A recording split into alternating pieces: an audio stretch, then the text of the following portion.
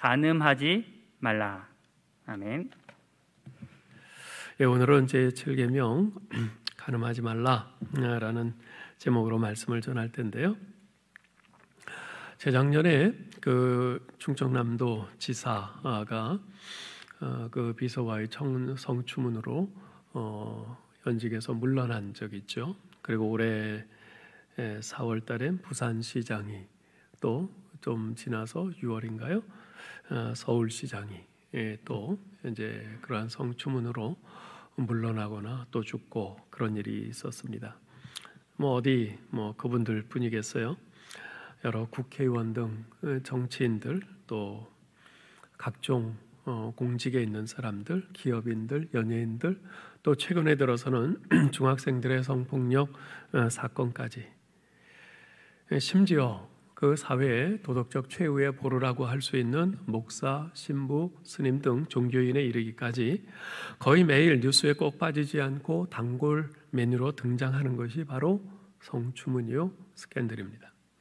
그만큼 이 성적인 범죄와 타락이 우리 사회에 만연되어 있다는 거죠. 그것을 가장 아주 상징적으로 보여주는 사건이 바로 몇 년 전에 우리나라에서 그 대법원 판결에 의해서 간통죄가 폐지된 거죠. 이제는 더 이상 간통죄가 의미 없다는 거예요. 그것이 더 이상 죄가 아니라서가 아니라 부끄러운 일이 아니어서가 아니라 이제는 사회에 너무나 많이 퍼져 있어서 그걸 다 죄로 어떻게 처리할 수가 없기 때문에 그렇게 한 거죠. 그런데 오히려 그것을 이제는 더 이상 죄가 아니야 그러면서 더 당당하게들 해합니다. 이런 성적 타락은 오늘날의 일만은 아니고 옛날부터도 마찬가지였습니다. 시대를 불문하고 우리 인간이 존재해온 그때로부터 인간의 타락 이후부터겠죠. 타락 이후부터 어느 시대나 어느 사회를 막론하고 이러한 성적 타락과 방종은 계속 있어 왔습니다. 근데 갈수록 이제 이런 부분에서 좀 사람들의 의식과 도덕관념 그리고 사회적인 어떤 끈이 느슨해져 가는 것 같아요. 그럼 우리 하나님은 어떠실까요? 하나님께서는 어떻게 생각하시고 말씀하실까요? 우리 하나님도 이제 시대가 많이 바뀌었으니 내가 더 이상 그걸 문제 삼지 않겠다 그러실까요? 그렇지 않습니다. 우리 하나님의 말씀은 여전히 동일합니다. 우리 하나님께서 제7계명에서 간음하지 말라라고 말씀하셨는데 이것은 오늘도 동일하고 내일도 마찬가지일 것입니다. 자, 간음하지 말라고 하셨는데 이것은 합법적인 결혼관계 밖에서 이루어지는 모든 성적 행위를 금지하는 계명입니다. 여기에는요 결혼한 상태에서의 불륜이나 아직 결혼하지 않은 미혼인 상태에서의 그런 성적인 관계들 그리고 근친상간, 동성애 등이 모두가 다 포함이 됩니다. 한마디로 올바른 결혼관계가 아닌 합법적인 결혼관계가 아닌 그런 상태에서 이루어지는 모든 성적인 관계 이것을 다 금지하는 계명인 겁니다. 우리 하나님께서는 이스라엘 공동체 안에서 바른 결혼관계를 깨뜨리는 어떠한 간음도 참지 않으셨어요. 다른 사회에서는 아무리 결혼관계가 문란하게 이루어지고 그것이 전혀 사회적인 지탄이나 처벌의 대상이 되지 않는다 하더라도 하나님께서는 적어도 이스라엘 백성들 가운데서 자기의 정욕을 억제하지 못해서 바른 결혼관계를 벗어나 행하는 그런 간음 행위를 용납하지 않으셨습니다. 실제로 성경은 이런 행위를 한 자를 돌로 쳐 죽이게 명하고 있죠. 레위기 20장 10절에 보면요 누구든지 남의 아내와 간음하는 자 곧 그의 이웃의 아내와 간음하는 자는 그 간부와 음부를 반드시 죽일지니라 말씀했고요. 신명기 22장 22절에 보면 어떤 남자가 유부녀와 동침한 것이 드러나거든 그 동침한 남자와 그 여자를 둘 다 죽여 이스라엘 중에서 악을 제할지니라 라고 말씀하고 있어요. 또 신명기 22장 23절로 24절에 보면 처녀인 여자가 남자와 약혼한 후에 어떤 남자가 그를 성읍 중에서 만나 동침하면 너희는 그들을 둘 다 성읍문으로 끌어내고 그들을 돌로 쳐 죽일 것이니 너는 이같이 하여 너희 가운데서 악을 제할지니라 라고 말씀하십니다. 그렇게 함으로써 이스라엘 공동체 안에서 악한 음행의 영향력이 확산되지 못하게 하셨어요. 여기서 우리가 눈여겨보고 생각해야 될 것은 이 간음의 죄는 굉장히 전염성이 강하다는 것이에요. 굉장히 전염성이 강해요. 네. 그 이유가 뭐겠습니까? 왜 이 간음의 죄는 특별히 전염성이 강할까요? 이것은 쾌락을 동반하고 있기 때문에 그렇습니다. 쾌락을 동반하고 있기 때문에. 네.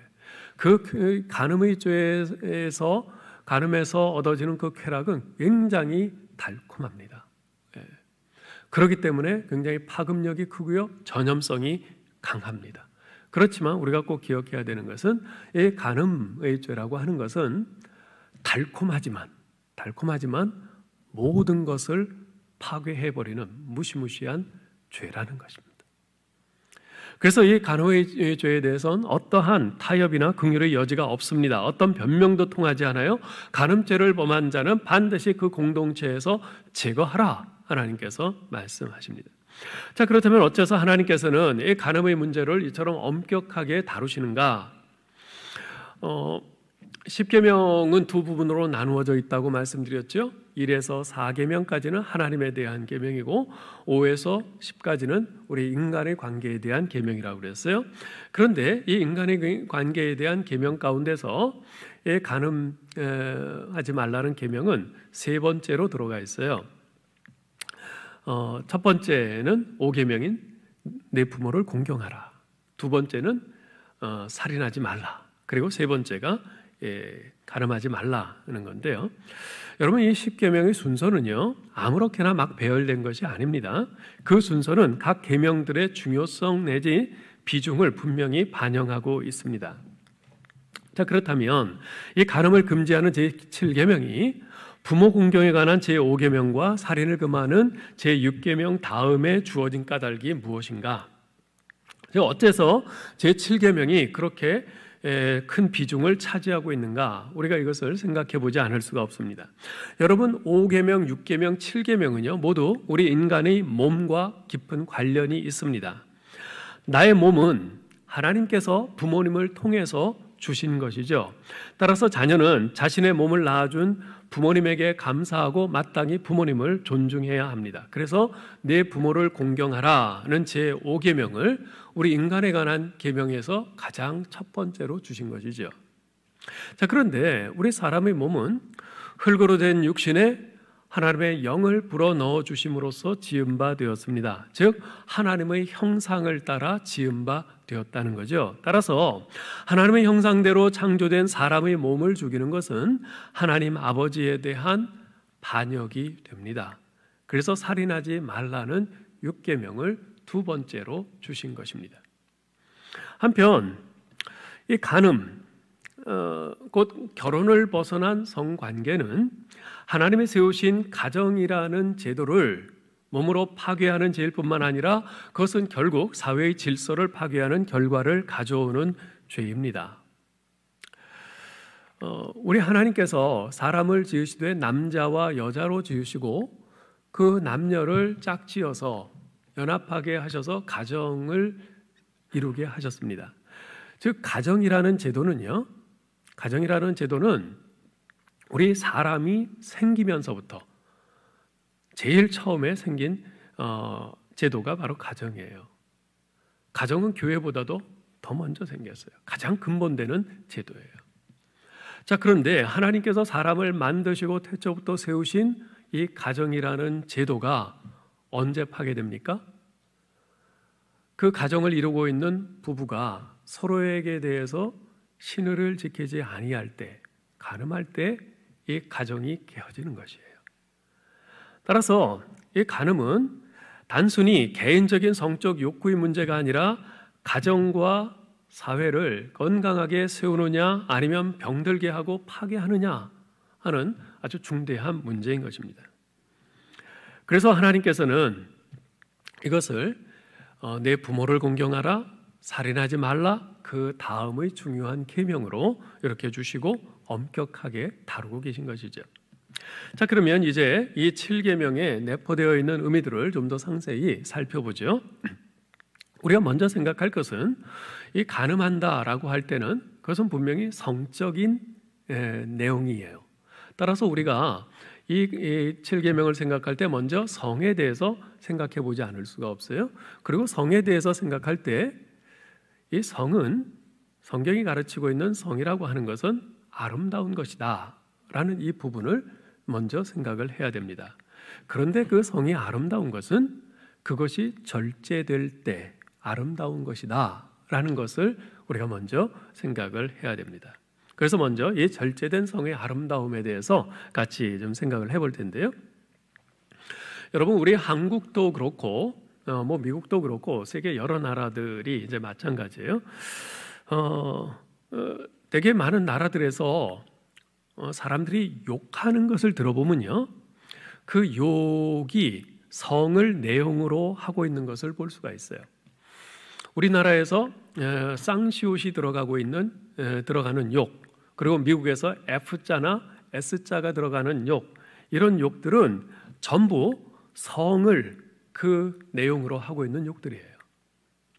자, 왜 이렇게 성을 욕으로 사용을 하고 있을까 생각을 해보면 그 이유는 사람들 마음속에 이 성이라는 것은 부끄럽고 은밀한 것으로 그렇게 생각을 하는 것 같아요. 그래서 그것을 가지고 욕을 하면 상대방에게 아주 커다란 모욕을 줄 수 있다고 생각하는 거죠. 근데 여러분 한번 생각해 보세요. 우리 사람들은 거의 모두 결혼을 합니다. 사람들은 성욕을 느끼고 또 어른들은 성생활을 합니다. 거의가. 그럼에도 불구하고 성에 대해서 드러내놓고 말하는 것은 어딘지 부끄럽고 수치스러운 것으로 생각을 해요. 전통적으로 기독교인들은요, 성에 대해서 상당히 금기시하는 경향이 있었습니다. 사도시대 이후로 우리 인간의 육체적인 쾌락은 악한 것이고 성관계는 오직 종족 보존을 위한 목적에 제한되어야 한다, 이런 입장이 강했습니다.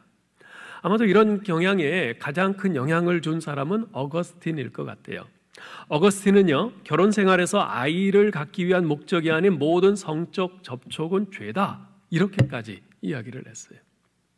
자, 이런 입장에서 볼 때 우리가 참으로 이해하기 어려운 성경이 66권 안에 하나 있어요. 어떤 것인지 아시겠습니까? 아가서입니다.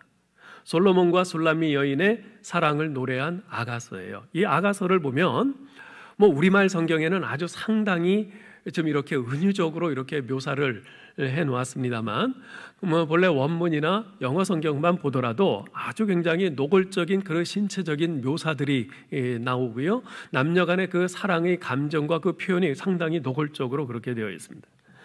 자, 이런 낯뜨거운 책을 어떻게 성경 66권 안에 집어넣고 있는가? 어떻게 이것을 하나님의 말씀으로 받을 수 있는가? 많은 사람들이 의문을 갖습니다. 그래서 어거스틴을 비롯한 수많은 성경학자들은요, 되도록이면 아가서를 아주 은유적으로 해석을 하려고 했습니다. 즉 솔로몬은 그리스도를 상징하는 것이고 술람미 여인은 교회라는 것이에요. 그래서 이것은 단지 솔로몬 왕과 술람미 여인의 사랑 이야기가 아니라 그리스도와 교회의 사랑 이야기라는 거예요. 그렇게 상징적으로 해석을 하면은 아주 은혜가 돼요. 그리스도께서 얼마나 뜨겁게 교회를 사랑하시는지, 또 교회는 그리스도를 얼마나 뜨겁게 사랑해야 되는지 참 이해가 된단 말이죠. 은혜가 돼요. 어쨌건 초대교회로부터 중세에 이르기까지의 성에 대한 기독교 입장은요, 상당히 금욕적이었습니다. 그러나 성경에서는 성에 대해서 결코 금욕적인 입장을 취하고 있지 않습니다. 오히려 성경은 결혼관계 안에서의 성을 아주 귀중하게 봐요. 뿐만 아니라 그것을 하나님이 주신 선물이라고 그렇게 말씀합니다. 구약의 율법은요, 절대로 부부의 성관계를 단순히 자손 증식을 위한 수단으로 그렇게 말씀하고 있지 않습니다. 그건 하나의 결과일 뿐이에요. 신약의 교훈도 성 자체를 정죄하지 않습니다. 신구약 성경이 공히 말하고 있는 것은 절제된 성의 아름다움이에요. 절대된 사랑은 아름다운 것입니다. 그것은 마치 비밀의 정원과도 같은 것이에요. 어느 누구도 접근할 수 없는 담에 둘러싸인 아름다운 동산인 것이죠. 이것은 하나님께서 우리 인간에게 주신 가장 귀한 선물입니다. 여러분 한번 생각해 보세요. 하나님께서 남자에게 주신 가장 귀한 선물은 뭘까요? 그것은 함께 하도록 주신 여자입니다. 하나님께서 여자에게 주신 가장 귀한 선물은 뭘까요? 그것은 머리로 주신 남자입니다. 여자를 보호하고 여자를 위해서 희생하고 여자를 위해서 돌보아줄 바로 그런 머리로 주신 남자. 여기에는 어느 누구도 훔쳐갈 수 없는 비밀스럽고 아름다운 사랑이 있지요. 자, 그러나 그토록 아름답고 귀한 남자와 여자의 성이라는 선물은요, 결혼이라는 울타리 안에서 그 포장을 뜯고 상자를 열 때 비로소 정말 아름답고 소중한 선물이 되는 것입니다. 그렇지 않고 결혼이라는 울타리 밖에서 함부로 그 포장을 뜯고 상자를 열면 그것은 더 이상 선물이 아닌 추하고 더러운 오물이 되고 말 뿐더러 우리 모두를 파괴하는 위험한 폭탄이 되는 것입니다. 뿐만 아니라 그 선물을 주신 하나님을 욕되게 하는 큰 죄가 되죠. 여러분, 그 사랑하던 사람과 관계가 깨어졌을 때 보통 어떤 일들을 합니까? 그 사람이죠. 즉 그 사람에게서 받은 그 선물들, 좋은 선물들을 부숴버리고 갖다 버리고 그렇게 하는 걸 볼 수 있어요. 마찬가지입니다. 우리 인간이 하나님과의 관계가 깨어졌을 때, 그래서 하나님을 무시하고 교만하게 행할 때 가장 먼저 파괴시키는 것이 바로 남녀의 성입니다. 이것을 지저분한 욕지거리로 만들므로써 자기에게 귀한 선물을 주신 하나님을 모욕하는 거죠. 여러분, 사람이 하나님을 모욕할 수 있는 가장 좋은 방법이 뭔지 아세요? 그것은 하나님께서 선물로 주신 우리 인간의 성을 남용하는 것입니다. 성을 눈요깃거리나 지저분한 오락거리로 만들어요. 이것이야말로 가장 모욕적으로 하나님을 거부하는 방법입니다. 하나님의 형상으로 지어진 그 남녀, 그 아름다운 그 모습을 잔인하게 모독하고 파괴하는 거죠. 다시 말씀드리거니와 성경은 하나님께서 주신 선물인 성을 결코 더러운 것으로 말하지 않습니다. 그러나 인간이 타락한 상태에 있기 때문에 하나님의 선물을 더럽히고 또 그것을 잘못 사용함으로써 하나님을 욕되게 할 것이 불을 보듯이 뻔하기 때문에 성의 남용에 대해서 아주 단호하게 금하고 말씀하고 계신 것입니다. 여러분, 성은 하나님께서 주신 귀한 축복이며 철저히 통제되었을 때 아름다운 것입니다. 따라서 이 축복을 제대로 누리기 위해서는요, 아무리 단속하고 감시하고 책망하고 해도 부족해요. 그래서 정말 어떤 부모가 가장 어리석은 부모인가? 전 우리 애들을 믿어요. 자기들이 잘 알아서 할 겁니다. 이렇게 말하는 부모보다 더 어리석은 부모는 없습니다. 여러분 생각해 보세요. 아까 서두에 말씀드렸듯이 한 나라의 시장도 도지사도 국회의원도 심지어 종교인도 그렇게 팍팍 나가 떨어지고 넘어지는데, 그렇게 나이 많은 사람들도 평생 인격의 수양을 쌓았다고 하는 사람들도 나가 떨어지고 공부를 석박사까지 한 사람들도 여지없이 나가 떨어지는데, 가슴에 불덩어리를 안고 있는 그 젊은 청소년들이 어떻게 그것을 견디겠어요? 어떻게 스스로를 통제하겠어요? 못합니다. 우리 애들을 믿는다고요? 천만에요. 믿으시면 안 돼요. 믿으시면 안 돼요.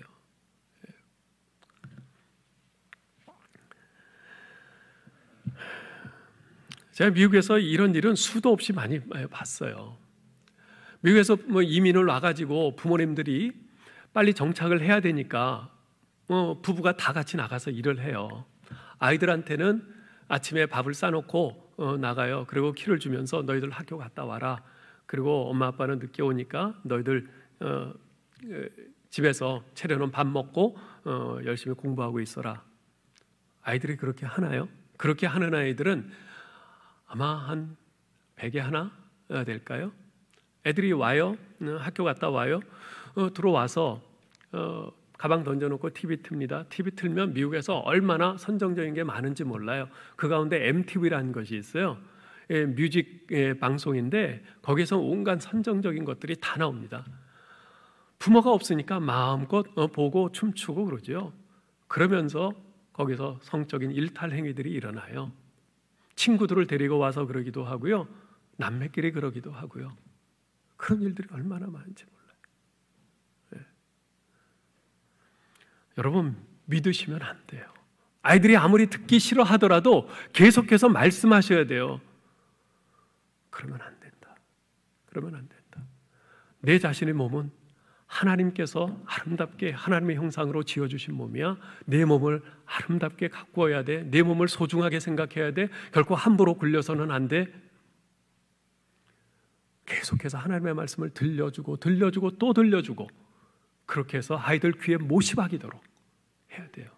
그래야지 부모님이 없는 가운데서도 그런 일탈행위를 하려고 할 때 갑자기 부모님의 그 말이 생각이 나고 떠올라서 주춤하게 되는 거예요. 여러 해 전에 그 미국 샌프란시스코의 아주 인류 호텔에서 청소년, 미국 전역에서 청소년 사역을 하는 젊은 목회자들을 위한 컨퍼런스가 열린 적이 있었어요. 청소년 사역을 하는 젊은 목회자들이에요. 그런데 그 젊은 목회자들 수백 명이 모인 그 주간 동안에 그 호텔의 성인 영화용 케이블 TV의 접속 횟수가 사상 최고를 기록했다고 그래요. 다른 사람들이 모인 게 아니에요. 젊은 목회자들이 모였어요. 청소년 사역을 위한 컨퍼런스를 위해서 모였어요. 그런데 컨퍼런스하고 자기 방에 돌아가서는 TV에서 나오는 성인 영화를 접속을 해서 다들 본 거예요. 여러분 이게 현실이에요. 이게 현실이에요. 우리도 다르지 않습니다. 여러분 우리 안에도 이러한 간음에 대한 욕망이 숨어 있다는 것을 인정해야 합니다. 하나님 앞에서 그렇게 신실했던 다윗도 여건과 상황이 되니까 그 간음의 욕망에서 벗어나지 못하고 범죄하지 않았습니까? 나는 절대로 그런 죄에 빠지지 않아 이렇게 자신하기보다는 언제든지 그런 유혹 앞에서 넘어질 수 있는 연약한 존재임을 겸손히 고백하면서 성령님의 도우심을 구하는 자세가 필요한 것입니다. 우리 모두는 타락했고요. 우리 속에는 하나님이 제정하신 아름다운 결혼과 가정의 질서를 떠나서 성적인 그 쾌락, 성적인 탐닉을 추구하는 그런 죄악성이 강하게 남아 있습니다. 아직 기회가 주어지지 않아서 그렇지 기회만 주어지고 그런 상황만, 여건만 된다면 누구든지 그렇게 방종하는 그런 성관계를 통해서 하나님의 거룩하심을 더럽히고 말 겁니다. 그래서 우리가 성령님의 도우심이 없이는 그 누구도 음란의 죄에서 벗어날 수 없고요. 따라서 절제된 성을 통해서만 누릴 수 있는 하나님께서 주신 그 아름다운 선물을 누릴 수가 없게 되는 거죠. 나의 연약함을 인정해야 합니다. 그럴 때 성령님께 더 의지하게 되고 더 간구하게 되고 그래서 이길 수 있는 거예요. 자, 두 번째 우리가 생각할 것은 결혼관계의 정절을 지키라는 것입니다. 자, 이 제7계명은 간음하지 말라라는 부정적인 명령문으로 되어 있습니다. 그런데 10계명의 대부분이 그렇듯이 뭐뭐하지 말라는 이 부정적인 계명에는 긍정적인 그 명령이 또한 암시되어 있습니다. 우리가 지난주에 살펴본 살인하지 말라는 계명이 살인, 폭력, 불의한 분노 이것을 삼가라는 명령임과 동시에 적극적으로 이웃을 사랑하고 다른 사람의 복지를 위해서 힘쓰라는 그런 명령인 것과 마찬가지로 간음하지 말라는 이 계명은요 성적 부도덕을 금하라는 그런 명령인 동시에 적극적으로 부부가 서로 사랑할 것과 결혼관계의 그 정절을 잘 지킬 것을 촉구하는 계명이기도 한 것입니다. 남녀 두 사람이 서로 사랑해서 결혼에 이를 때 성경은 남편과 아내가 자기 자신의 필요만 채우려고 하지 말고 서로의 필요를 채워주라고 권면을 합니다. 왜냐하면 사랑은 자기의 유익을 구하지 않는 것이거든요. 앞서 말씀드린 것처럼 성은 결혼한 부부에게 주신 하나님의 선물입니다. 그것은 부부간에 서로 즐거워하고 그 연합을 더 깊게 하라고 주신 것이죠. 부부간의 성관계는 단순한 신체적인 그런 행동일 뿐만 아니라 결혼한 연인의 영적 연합이기도 합니다. 저명한 기독교 윤리학자인 루이스 스미스는 이런 말을 해요.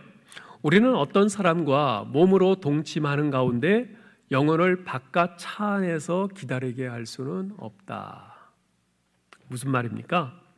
어떤 남녀가 성적 관계를 갖는다는 것은 단순히 신체적인 행동으로만 그치는 것이 아니라 그 두 사람 간의 영적인 연합이라는 것입니다. 그렇기 때문에 합법적인 부부 관계 이외의 사람과 성적 관계를 갖는 간음은 부부간의 영적 연합을 파괴하는 치명적인 결과를 가져오는 죄인 것입니다. 우리 하나님께서 창세기 2장에서 아담과 하와를 짝지어 주시면서 뭐라고 그랬어요? 너희는 이제 둘이 합하여 하나가 될지라 그랬어요. 영적으로 연합하는 거죠. 결혼했다고 해서 두 몸이 한 몸이 되나요? 남자 여자 여전히 따로 있잖아요. 두 몸이에요. 그렇지만 거기서 하나가 되라는 것은 영적으로 연합하라는 것이거든요. 결혼은 두 사람을 영적으로 연합케 하는 것이에요. 그런데 간음은 그렇게 하나님의 인정하에 영적으로 연합된 것을 파괴해서 떼어놓는 바로 그러한 죄인 것입니다. 이런 면에서 볼 때 오늘날 이 간통죄를 더 이상 죄로 인정하지 않고 법률 조항에서 삭제해버리고 이제는 자유롭게 혼외 정사와 이혼 등을 일삼고 있는 우리나라의 미래가 참 심히 걱정이 돼요. 아무리 과학기술 문명이 첨단을 달리고 국민소득이 3만 불에 달한다 해도 그러면 뭐해요? 다 헛것이에요. 사회를 구성하고 있는 가장 기초단위라고 할 수 있는 부부관계에서 서로에 대한 신뢰와 연합이 이루어지지 않고 있는데 어떻게 수백만, 수천만의 사람들이 하나가 되어서 나라를 빠르게 세워갈 수 있겠습니까? 절대 불가능합니다. 역사가 그걸 증명하잖아요. 유럽과 지중해를 지배했던 막강했던 그 로마 제국이 무너진 원인 중에 하나가 바로 로마 황실에서부터 만연되었던 성적인 방종과 타락 아니었습니까? 그처럼 윗물이 탁하니 아랫물이 맑을 수가 없는 거죠. 그래서요, 이제까지 우리 인류 역사 가운데 수많은 시대가 있었는데 로마 제국이 다스리던 그 시대가 그 어느 시대보다도 성적으로 가장 문란하고 타락했던 시대입니다. 결국 로마 제국은 외부의 침공 때문이 아니라 내부의 성적인 방종과 도덕적 타락 때문에 스스로 자멸하고 만 것이지요. 이처럼 간음은 달콤하지만 모든 것을 파괴하는 아주 심각한 죄입니다. 자, 그런데 오늘날 이 부분에서 참으로 위기의식을 갖게 되는 것은요, 많은 경우에 사람들이 자신들의 성적인 방종과 타락을 사랑으로 착각하거나 미화시키고 있다는 것이에요.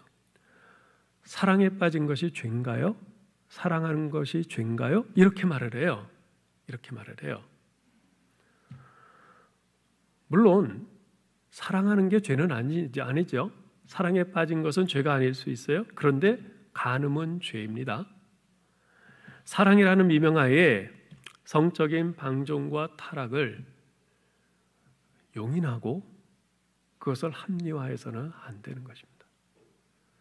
간음은 절대 사랑이 아닙니다. 하나님께서 분명히 그걸 말씀하고 계세요. 사랑하는 성도 여러분, 하나님께서 사람의 성적 만족을 위해서 정하신 질서는 오직 결혼뿐입니다. 하나님께서는 오직 결혼 안에서 남자와 여자가 서로 사랑하며 관계를 갖게 하셨어요. 오직 진실한 결혼 관계만이 우리 인간의 성적 욕구를 완전히 표현할 수 있는 유일하게 안정된 기초요 틀입니다. 결혼 안에서 일어나는 아내와 남편의 사랑의 관계는 하나님이 주시는 인생의 복입니다. 그래서요, 비록 정말 내가 남들처럼 좋은 집, 좋은 차, 많은 것을 누리고 살지는 못한다 해도 하나님 앞에서 서약하고 부부가 된 내 아내, 내 남편과 평생 서로를 신뢰하면서 그렇게 사랑하며 살 수 있다면 그것보다 더한 복이 어디 있겠나, 그 생각이 들어요. 많은 부부가 그렇지 못하거든요. 하나님께서는 남자와 여자가 결혼을 통해서 서로 남편과 아내가 되어 평생토록 친밀한 영혼의 짝이 되라 말씀하십니다. 하나님의 의도는 그런 거예요.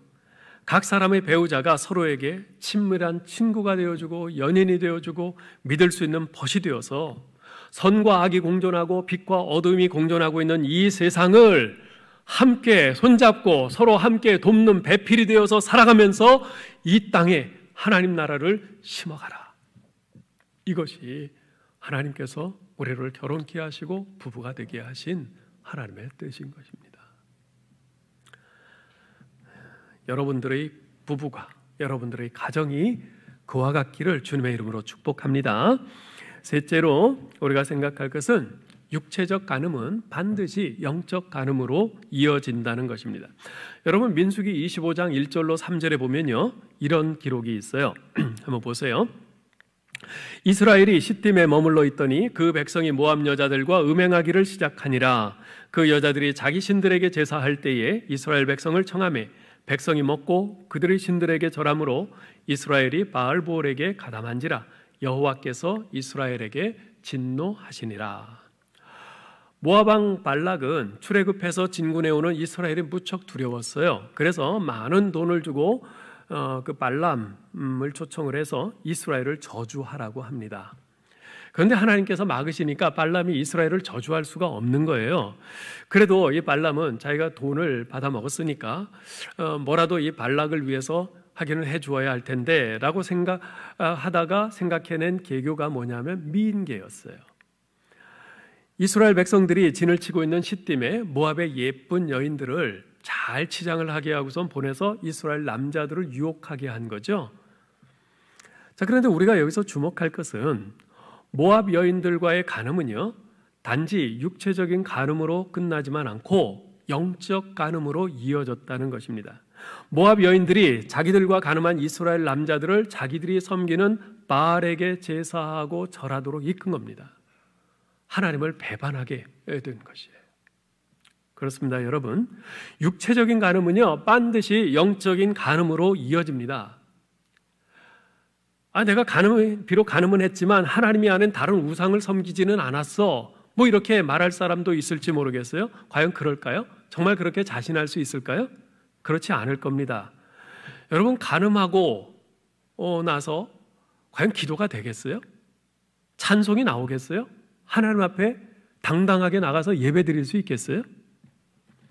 그렇지 않을 겁니다. 기도가 막히고 찬송이 끊치고 예배가 되지 않아요. 그 이유가 뭘까요? 우리 예수 믿는 사람은 하나님께 속한 자이고 하나님 것으로 구별된 자이고 또 하나님께서 우리 안에 거하시는 거룩한 성전이기 때문에 그렇습니다. 그런데 그렇기 때문에 우리 몸은 주님과 그분의 나라를 위해서 있는 거예요. 그런데 하나님께서 거하시는 성전인 내 자신을 그렇게 간음에 던져져 버렸을 때 하나님과의 교통이 막혀버립니다. 교통이 막혀버려요. 예배가 되지 않아요. 찬송이 나오질 않습니다. 기도가 막힙니다. 사도 바울은 고린도전서 6장 13절 이하에서 이렇게 말을 합니다. 몸은 음란을 위하여 있지 않고 오직 주를 위하여 있으며 주는 몸을 위하여 계시느니라. 너희 몸이 그리스도의 지체인 줄을 알지 못하느냐? 내가 그리스도의 지체를 가지고 장녀의 지체를 만들겠느냐? 결코 그럴 수 없느니라. 음행을 피하라. 사람이 범하는 죄마다 몸 밖에 있거니와 음행하는 자는 자기 몸에 죄를 범하느니라. 너희 몸은 너희가 하나님께로부터 받은 바 너희 가운데 계신 성령의 전인 줄을 알지 못하느냐? 너희는 너희 자신의 것이 아니라 값으로 산 것이 되었으니 그런즉 너희 몸으로 하나님께 영광을 돌리라. 바울은 하나님의 성전이 된 그리스도의 몸이 음란에 빠지는 것을 창기의 몸이 된 것에 그렇게 비유하고 있습니다. 우리 안에 그리스도가 영으로 계시는데 이러한 신령한 몸이 음란에 빠져서 하나님의 원수인 죄의 세력과 한 몸이 된다면 그것은 육체적 간음이며 동시에 영적 간음이라는 것입니다. 창기가 그런 거잖아요. 한 남자에게만 순종을 바치지 않고 이 사람 저 사람, 그게 창기잖아요. 네. 우리가 간음에 빠질 때 바로 그와 같이 된다는 것이에요. 하나님께 드려지는 우리의 예배는 막히고 기도가 막히고 찬송이 막힙니다. 자꾸 딴 생각이 나요.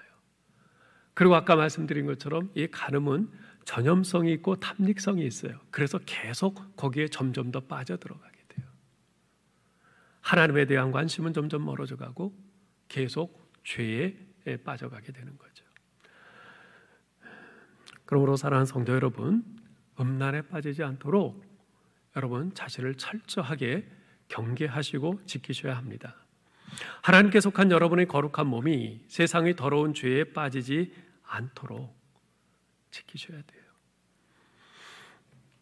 오히려 여러분의 몸을 하나님이 기뻐하시는 거룩한 몸이 되게 하시기 바랍니다. 예배뿐 아니라 일상의 삶 가운데서 끊임없이 하나님과의 교제를 통해서 여러분의 몸이 하나님이 거하시는 거룩한 성전이 되게 하십시오.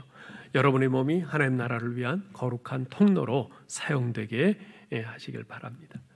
우리가 제7계명에서 이제 한 가지 더 살펴볼 것이 있는데요. 어쩌면 이것이 가장 중요할 수 있겠어요. 그것은 이 제7계명의 본질이 무엇인가 하는 것입니다. 7계명의 본질에 대해서 예수님께서는 산상수훈에서 이렇게 말씀하셨습니다. 또 간음치 말라 하였다는 것을 너희가 들었으나 나는 너희에게 이르노니 여자를 보고 음욕을 품는 자마다 마음에 이미 간음하였느니라. 우리 예수님 말씀에 따르면 이 간음의 씨앗은 마음 속에서 싹이 틉니다. 마음 속에서, 생각에서 싹이 터요. 예수님께서는 정욕이 마음과 생각에서 싹 튼다고 경고하십니다. 이 정욕은 이 성적 욕망에 탐닉하도록 몰아가는 이기적인 충동인데요. 말하자면 시한폭탄과 같은 것이에요. 이 정욕은 우리 안에 이렇게 내재되어 있습니다. 이것은 불꽃만 탕 튕겨지기를 지금 기다리고 있어요. 불꽃이 탕 튕겨지면 폭발하는 겁니다. 우리 안에 그 시한폭탄이 다 있어요. 그러면 그 불꽃이 언제 튕겨지는가? 그 불꽃은 우리 생각에서부터 튕겨집니다. 생각에서.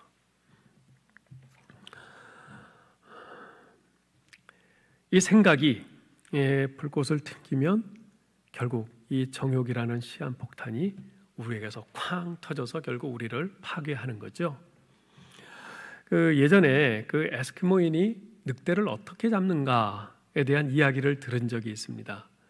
그 이야기를 하신 분은 그 이야기를 통해서 이 무서운 자기 파괴적 죄악인 이 정욕의 본질이 바로 이런 거다라고 설명을 하시더라고요. 에스키모인들이 그 무서운 늑대를 어떻게 잡는가? 먼저 긴 칼을 양쪽 날을 아주 날카롭게 갈아요. 그런 다음에 막 잡은 짐승의 피를 그 칼날에 잔뜩 묻힙니다. 그러고선 이렇게 꺼내놓으면 거기는 이제 북극이니까 꺼내자마자 얼어요. 그러면 그 언 것을 다시 그 짐승의 몸에 넣어서 그 피를 또 잔뜩 묻혀요. 그래서 꺼내면 또 얼겠죠. 그렇게 계속 반복을 합니다. 그렇게 계속 반복을 하면 어느새 그 날카로운 칼날은 안 보이고 아주 두툼한 피몽둥이가 되는 거예요. 그러면 그것을 이 칼날이 있는 부분은 위로 하고 그 아랫부분을 땅에다 묻습니다. 그러고서 놔둬요. 그러면은 잠시 후에 이 피냄새를 맡은 늑대가 옵니다. 늑대가 와서 그걸 핥아요. 혀로 핥아 먹어요. 신선한 피가 굳은 거니까 핥으면 뭐 늑대에게는 맛이 있겠죠. 그럼 계속 핥으면 어떻게 되겠어요? 한 겹, 두 겹 피가 덧입혀진 것이 점점 녹아서 없어져요. 다 핥아 먹는 거란 말이에요. 그리고서 나중에 칼날이 드러나게 되는데 늑대는 이미 거기에 탐닉이 돼가지고 계속해서 칼날이 나온 것도 모르고 계속 혀로 핥아요. 거기에 완전히 맛이 간 거죠. 핥아요. 그러면 어떻게 되겠어요? 혀가 그 칼날에 베이는 거예요. 그럼 자기 혀에서 피가 나와요. 뜨거운 피, 신선한 피가 나오면 그걸 또 맛있는 짐승의 피로 알고 계속 핥아 먹어요. 그렇게 하면서 자기 혀가 다 갈라지고 피는 계속 흐르고 그렇게 해서 결국 얼어서 죽는 겁니다. 끝없는 그 피에 대한 그 욕망이 자기 혀가 갈라지고 자기 피가 흐르고 얼어 죽는 것도 모르고 그렇게 되는 거예요. 어떠세요, 여러분? 전 처음에 이 이야기를 들었을 때 아주 섬뜩함과 전율이 일어나는 것을 느꼈어요. 그런데 이것은 정욕이 우리에게 가져오는 결과와 동일한 것이에요. 우리들 역시 자기 자신의 정욕에 비참하게 삼켜질 수 있다는 사실을 잊어서는 안 됩니다. 이 정욕이 바로 그런 것이에요. 이 정욕이 일단 그 속 안에서 폭발되면은 그 누구도 제어할 수가 없어요. 자, 그런데 이 정욕이 어떻게 폭발되는가? 어떻게 폭발되는가? 우리 생각에서 폭발이 되는 것이. 그렇기 때문에 무엇보다도 우리의 마음 문을 지키는 것이 중요합니다.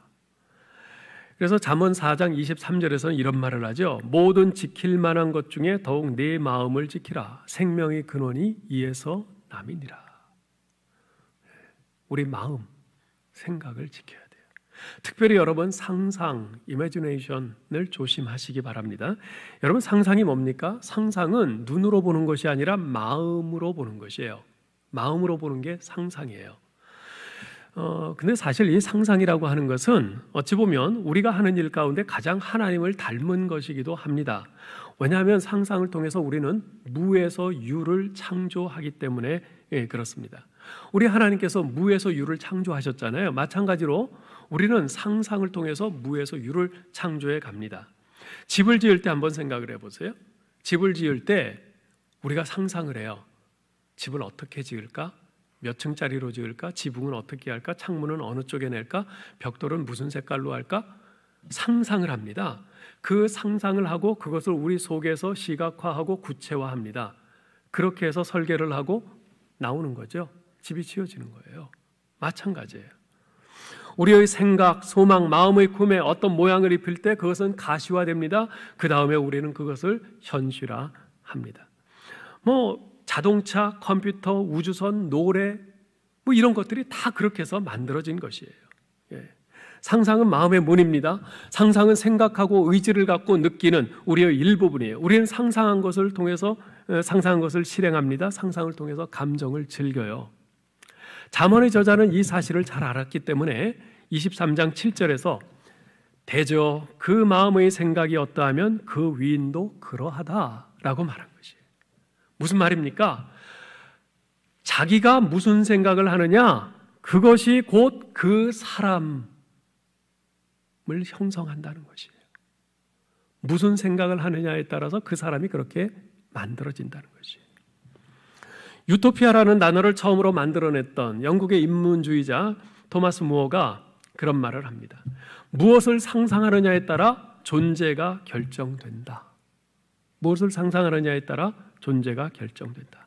어떤 상상을 하느냐에 따라 존재가 결정되기 때문에 언제나 우리의 마음은요 전쟁터입니다. 만약 우리의 생각이 선하고 정결하고 사랑할 만하고 옳고 덕이 있는 것에 머문다면 우리는 선하고 정결하고 사랑할 만하고 옳고 덕이 있는 사람이 될 것입니다.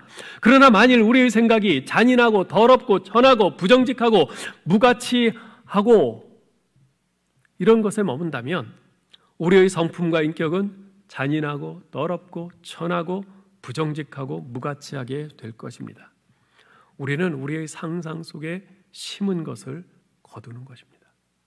그렇기 때문에 계속 우리가 생각으로 성적인 그런 간음의 그런 생각을 하면요, 결국 우리는 그것을 거둘 수밖에 없어요.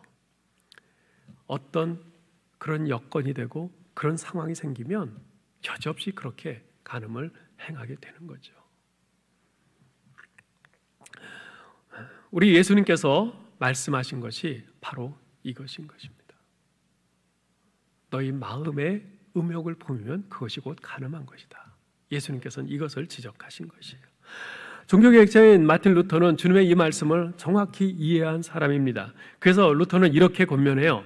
새가 머리 위로 날아가는 것은 어찌할 수 없다. 그러나 새가 내 머리에 둥지를 트는 것은 막을 수 있고 또한 막아야 된다. 그렇죠? 새가 내 머리 위로 날아가는 건 내가 어떻게 잡겠어요? 못하죠. 그렇지만 내 머리에 둥지를 틀려고 하면 그것은 내가 못하게 막아야 돼요. 막을 수 있어요. 그렇죠? 자, 그러면 우리를 유혹하는 이 간음을 어떻게 막을 수 있겠어요? 우리가 사실 하루를 살면서 우리가 이런 유혹을 얼마나 많이 받는지 몰라요. TV 틀면 TV에서 드라마, 영화, 광고, 선전 이런 것에서 수도 없이 그런 것들이 많이 나와요. 뿐입니까? 우리가 길을 지나다 보면 그러한 선정적인 것들이 얼마나 많은지 몰라요. 사방이 하루 종일 정말 우리를 유혹하는 바로 이런 것들 천지인데, 그런 것들에 우리가 빙 둘러싸여 있는데 그 가운데서 우리가 어떻게 이런 간음을 막을 수 있습니까? 여러분, 좀 전에 말씀드리기를 우리의 상상이 중요하다고 그랬어요. 생각이. 우리의 상상 속에 거룩한 것을 심으면 됩니다. 예?